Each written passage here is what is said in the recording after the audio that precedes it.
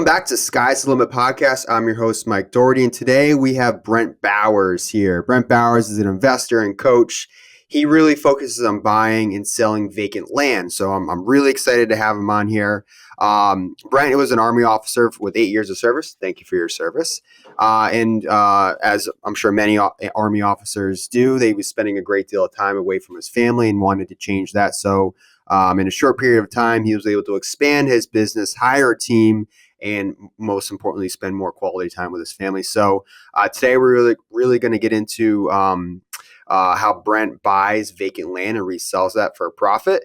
As many of the listeners know, myself and Ryan, the hosts here, we've been investing in multifamily for quite some time, but have never really done vacant land. So Brent, I'm excited to pick your brain on that. Thank you for your time and thank you for coming on the podcast. Thanks, Michael. I'm excited to be on here, man. Yeah. So, I guess I'd love to first start off, talk about you as an Army officer and then how that transition from Army officer to real estate investor. Yeah, absolutely. And it's just so everyone knows that I started in real estate in 2007 is when I bought that first rental, and I quit in 2008. Things got too tough for me, and I thought it'd be easier to go in the military. Did a couple combat deployments and then wanted to move up in the ranks and then became an officer. So I actually failed. I failed big time in real estate the first time. I was a quitter. And then come 2015, my wife is pregnant with our first son, and this is now my second marriage. And I was preparing for that third combat deployment. Now training up for this thing again. And what people don't realize is you're gone for 9 months or 12 months on the deployment, but you're also gone for the 6 months prior while you're training up for that deployment. So it's a lot of time away from home. So it went from, I knew I needed to figure out a way to replace my W-2 salary. The golden handcuffs is what some of us call it, in order to feel comfortable to leave the military and not feel like I was going to be homeless with my wife and, eventually 3 kids later. So it was a massive transition because, the military, like you're told where to be, you're told how to look, what to dress, what to wear. You got to get your hair cut sometimes twice a week. You got to shave every day. As an entrepreneur, as a real estate investor, I mean, we can do whatever the heck we want, if we set it up properly. But there's also, and I know a lot of people on this podcast are just starting, but you got to be real careful not to replace your job for another job. That's what I did. I replaced my military job with my land investing job and my house flipping job and all these things before I realized my wife's calling me out one night. She's like, "You work way more now than you ever did in the military," which I was like, "You're crazy. There's no freaking way. You're absolutely nuts." So I invalidated her completely, but she was kind of right because even though I was present at home, I was still working that deal or building. I wanted to build the passive income. I had a goal for a while to add $1,000 a month every single week. And it's just like I started chasing the money, and I only needed to make $5,000 a month investing in land to match my income that I was making in the Army. But then something told me I needed to be at $55,000 a month, and then $70,000. So I just kept the goalpost kept moving. So that's like a long answer to your short question, Michael. I'll pause out there now. No, it's good. And I think a lot of people could probably empathize with you in that goalpost keeps moving. I used to work in corporate America, in finance. I did pretty well, what I thought was well at the time. And then you go out and become an entrepreneur, and it's like, you're always trying to beat your next year. What's your next year's goal? Next year's goal is to make another $20,000. It's to bring your brokerage business from 20 million to 25 million. But I think you got to find that happy medium and, what's most important to you. And for you, it's spending time with your family. And I'm sure that's for a lot of people too. But yeah, we as entrepreneurs, it's all you can eat, sleep, and drink and think about is your business. And so it's really hard to turn it off. And I'm certainly guilty of that too. And I'm sure a lot of the listeners are. A lot of people, when they first start real estate investing, start as maybe a house hack, or maybe they're a successful W-2 employee and they want, diversification in their portfolio. Now they've been investing in stocks and bonds forever, and they can't save their way to retirement, so they diversify and buy a piece of real estate. You sounds like you found your niche in land. So I want to know, what was your mindset? Like, what attracted you to buy raw vacant land and have it become profitable? Like, what was the mindset that caused you to do that? And then I also would love to know, what are you looking for when you're buying land? Great question. Sorry, I was muted there. Yeah, so I had started with rentals. I bought that first rental in 2007, and then I bought another one in 2013 when the Army sent me to college, to Florida Tech, to go through the active duty green to gold program. And I did that. I did the house hack, which was absolutely incredible. Well, I had this, all this furniture because my wife had just left me, while I was in Afghanistan. So had all this furniture, and I rented out all the rooms. And I bought a house right next to the college. I actually made money to live there, so that gave me a huge start. Highly recommend house hacking. And if you don't own the house you live in, heck, buy a fourplex, and rent out the other three. That's going to give you your start. And then I bought another rental, and then another rental, and then the triplex. But here's the thing about all my rentals: I could have never left my job, even though I had seven or eight doors at that time in 2015, because those properties were kind of keeping me held down. Like, there was always something that broke: the water heater, the furnace, blah blah blah, roof leaks, septic system. Oh my goodness gracious! It was like something every single month, and then evictions, bad tenants, and I was charging too much, so I got the worst tenants. I learned all the lessons. Then I was like, okay, I can wholesale some houses, in order to pay for college classes. So I did a couple of those, and then it just got so competitive in the area I was at, Colorado Springs.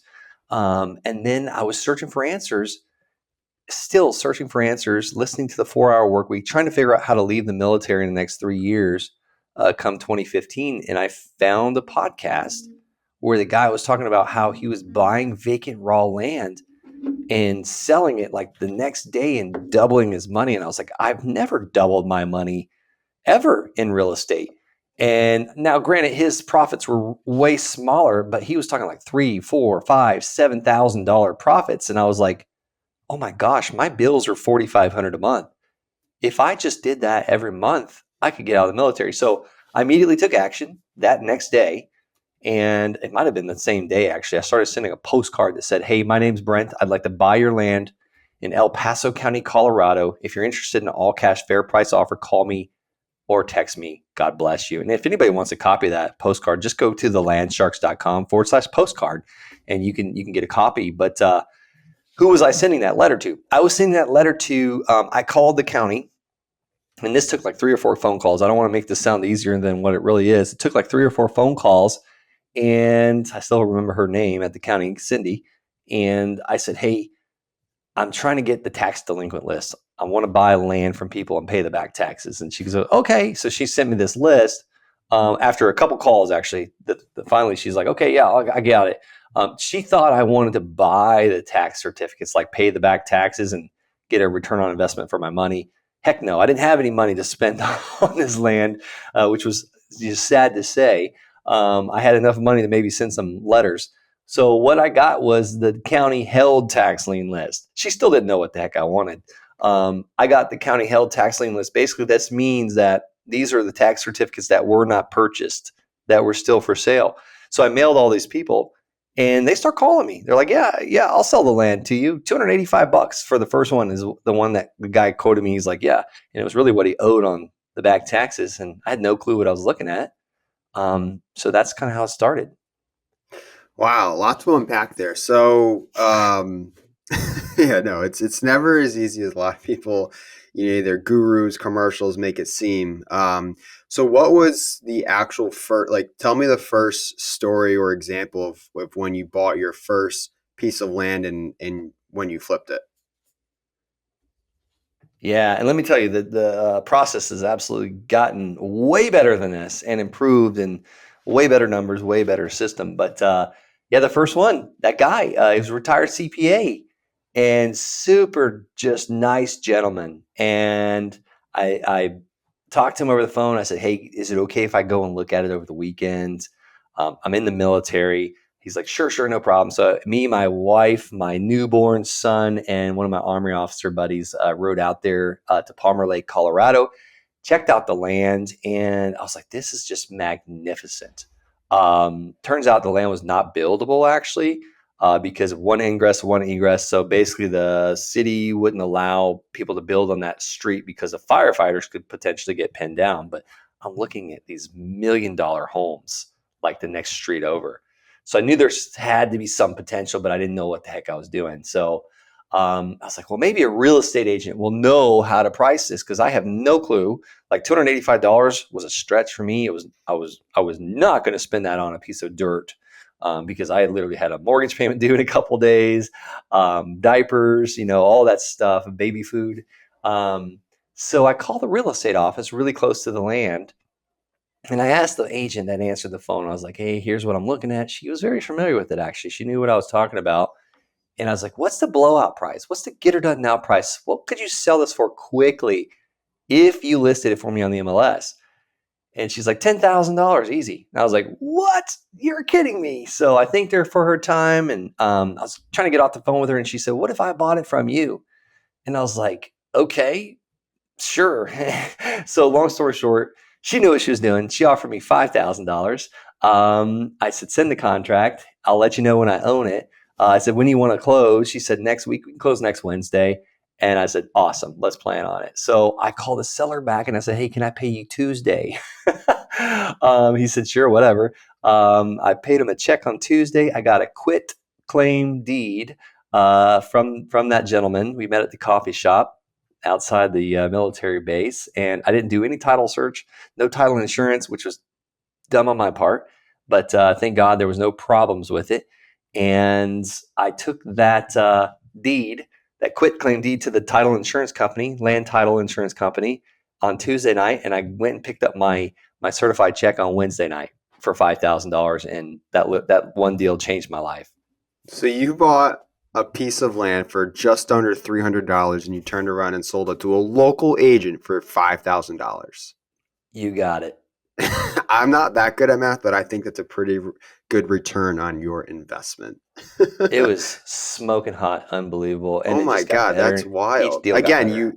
it didn't happen overnight. I mean, you called the county, you got the lists, even though they're the wrong list. You got some lists, you made some calls, and you made the connections. You called the local real estate office, and I think that's what maybe why a lot of people don't even ever get started because it's work. It's not real estate, and I don't care what capacity. It's not passive. There is always some sort of activeness of real estate, and there's a lot of ways you probably can fine tune that system now.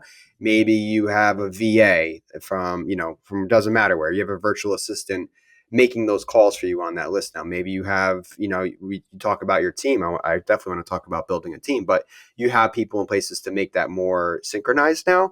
But you had to learn it all yourself first. And I think that's, a really good point I don't want to miss out on, especially for all the, the listeners out there. So that was your first deal. Now I would love to hear about some other deals you've done. Um, I guess going off of building this team, what does your team look like now, and kind of what's your process now?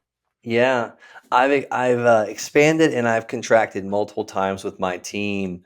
We'll start with that one first. Today, right now, my team is the smallest I think it's been in the last 6 years, and I absolutely love it. I have one office manager now. That's my payroll. I had at one time three acquisition managers. I had on staff accountant. I pay a little bit more for accounting now, that I've kind of outsourced that. But little shifts like that have absolutely been incredible. One time, I think we were up to 15 people. I was slinging about 9 parcels a week at one time, and building the passive income up pretty good. And when I say passive income, I sell a lot of this land on seller financing, where I collect a down payment and a monthly payment every single month, and I become the bank. Really, I just want to follow what the bank does. So that's kind of what the team looks like now. I do less deals now because the income goal has been met, and I stopped moving the goalpost. But like I'm working on one right now. I can't say too much about it, but we're doing an entitlement play where we're taking 38 acres and turning it into 80 lots. There should be about a $1.5 million net profit on that one. Wow. And, little things like that. I've graduated to that, but since 2016, I've been doing simple land flips, very simple land flips. I got another play where we got a couple acres. We're going to build 30 houses on it. Little things like that. But I didn't start there. I partner with really smart people. I'm definitely like by no means the expert on any of this stuff except for the simple land flips. I haven't done a lot of subdividing. I've done a few subdivides, but I love just buying a parcel of land and selling it, and hopefully I can create a note with it where I get paid for 30 years at 12% interest. And it all started with that second land deal. So I'll pause there. Yeah, it's really interesting. So are you doing as far as, the seller financing, I think there's two components that at least I know about. Seller financing where you're still holding uh paper, so you own the land outright, and then they're just um technically in a seller finance, the title and deed are changing hands. You still have first position rights on that land, but is that different than a land lease deal? Whereas like you are just simply, you're never selling it, never collecting a down payment, but you're just simply collecting a lease payment every month from the leasee, I suppose. Like a lease deal. Yeah, I've done some land leases. I've even helped people set up some land leases. Like my father leases out his swamp.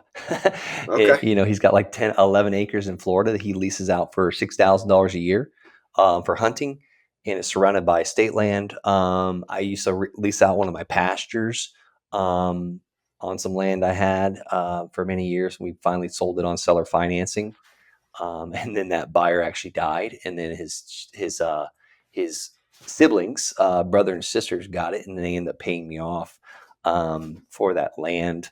But a lot of them, I will, yes, transfer the deed over to their name. We'll do it to a title insurance company. A realtor will sell it for me, like a land sales specialist real estate agent. But before that, when I was doing a lot of cheaper parcels, and I say cheaper, like under 30,000, I would do something called a contract for deed or a land contract, where I would get a down payment and a monthly payment. And once they fulfilled that contract, I would transfer that property into their name. And we've done a lot of those, Wow. over probably 100 at this point. And what's amazing is a lot of these people will pay steadily for this land, and some people will stop paying.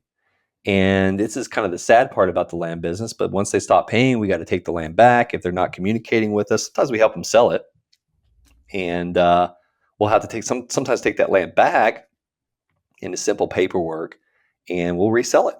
And then it becomes like Yeah. an infinite return on investment, because a lot Right. of times I was already profitable on this land. That's so crazy. So what goes through your head, or what are you looking for when, let's just say, general, just to say, I've never bought in land. So if I'm looking to buy a piece of land, what should I be looking for? Like what metrics do you use, or how do you go about identifying a potentially profitable piece of land? There's so many variables. Or my going and looking for land that doesn't have approvals yet, so then I can kind of go in, get approvals to have it built, and then it becomes profitable? Or are you just simply buying land near other developments, with the hopes that a developer is going to buy this land from you? Like what angle are you taking? Yeah, those are all very good angles, Michael. I think I try and I love the simplicity as much as possible. I think that's why I chose land investing. But I try and keep it even simpler than that. I will go and find where the demand's at, where land is selling. And once I find that, I'll price it out and see how much it's selling for by the square foot or by the acre. and I'll basically reverse engineer it or backwards plan it. I'll add my profit into it. I'll add realtor fees and closing costs and some oops factor of like 10%. And I mean, oops could be anything. And then what else is there? Oh, lending. If I'm going to borrow money against it for that land. And guys, most people don't, most banks don't lend on land. I like to use regular people to lend on my land deals, like my in-laws, my plumber, things like that, where I pay them anywhere from 8, 9, 10% interest. And I'm buying a piece of land at less than 60 cents on the dollar. So, God forbid the market crashes today, usually things don't go down by to 60%. Things don't get really cut in half as far as market value. So I know I can at least sell it for what I owe my lender. And we buy title insurance policies and lenders title insurance policies and things like that. So I've partnered with a lot of great people that have really helped my land business explode.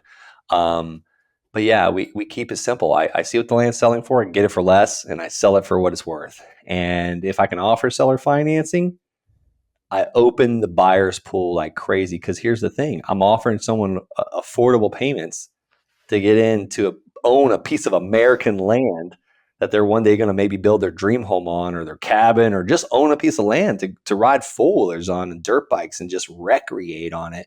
I've got people that they're outside the country that they just can't wait to buy this land from us. So that's the simplicity of it. And it doesn't have to be expensive stuff. Like that second land deal I've mentioned a couple times. I bought that land for $500. It was landlocked property surrounded by state park, and I sold it for $500 down and Oh my 400 a month God. for a total of 5 grand. I was stuck on that 5 grand for a while. That land, by the way, was worth way more than 5 grand. Come to find out, and same thing with that first lot I sold. I've sold some of those for 30,000. I kept buying in that area with the first one I bought for 285. I just kept buying in those areas. Those became my farm areas. I basically created the market in those areas. That's insane. Are you buying land in um, towns that you are familiar with that or are you buying out of state land? Yeah, Where are you buying it? buy anywhere in the United States that I see demand and land selling. It might be a few or 3 or 4 parcels sold in the last year. I try and stay away from areas now where I don't see any land selling. That's kind of how I started. I Hmm. don't recommend that. I kind of I did it the hard way. In the beginning, I had to go and create a market. So in theory, I'm a licensed realtor here in Connecticut, and I have access to the MLS, which anyone could have through an agent. I also subscribe to CoStar, which is kind of the commercial, robust analytic database of all over the country. So in theory, kind of like to take the next steps here, I could research. I could simply do a search in the MLS or CoStar where land has sold, right? And then, okay, I've identified my area where land is sold. Now I'm going to call that local county or town, and I'm going to find who in this area owns land and is delinquent on their taxes, right? I'm going to get that list. And then I'm going to have my virtual assistant call on this list, or I'm going to do mailer flyers, postcards, what have you. And I'm going to market to these landowners that are not for sale yet, and I'm going to offer to pay for the land 30 cents on the dollar. If I do that process over and over again, I'm probably likely to find a piece of land, work out a deal, and then I can buy that land. What's the due diligence process look like? Okay, so now I've identified someone that's willing to sell me a piece of land in an area that I know land has sold, land has already been sold for. What questions should I be asking? What due Yeah. diligence should I be doing? Yeah, great question. And I got a due diligence checklist or a buying roadmap someone can get if they go to I'm going to write thelandsharks.com that down. forward slash, Landsharks.com. yeah, the landsharks, plural, The dot land. com forward slash DD as in due diligence. But, I always want to know, like, hey, how do you get the water? How do we get water at this area? How do we get electric? What's the road look like? Yeah, How do you access the land? How have you been accessing the land? Have you done any sure, sure, sure. improvements on the land? All right. All right. That's awesome. No, I appreciate it. Brent, I really appreciate your time. I know you have to run. If people can find more about you, they can find you at the land shark slash or / DD, right? Is that correct? Thelandsharks.com if they want to like talk, if they need any help with anything, Okay. or have any questions. But yeah, thelandsharks.com / DD is my land buying roadmap, like the steps and the due diligence process. Awesome. Well, I really appreciate your time. Thank you again for all the tips and tricks here. And be sure to like and subscribe if you like content like this. Sky's the Limit podcast. Thank you again, and we'll talk to you soon. God bless, Michael. Thank you so much for having me. All right. Bye-bye. Thank you for watching Sky's the Limit. We're always releasing new real estate content, so if there's something you want to hear, be sure to leave a comment. And don't forget to subscribe to our channel.